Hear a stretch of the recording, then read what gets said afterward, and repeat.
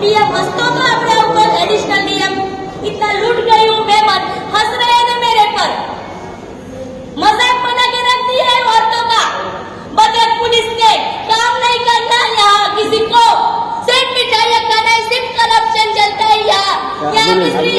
SP को श्री मरका संपत्ति को काम नहीं करना बोलता है वो कि ये तो पर्सनल मैटर है कैसे पर्सनल मैटर इस शांतनु मोहन जी सर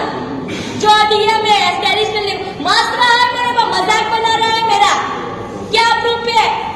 क्या तो मैटर है तो पूछ क्यों रहे हो यहाँ के पुलिस को काम नहीं करना भद्रक पुलिस को एडिशनल एसपी हंसते हैं मेरे पे 2 महीने से परेशान हूँ बच्चा मेरा मैं रोड पे आ गई हूँ क्या पता तकलीफ क्या होती है कैसे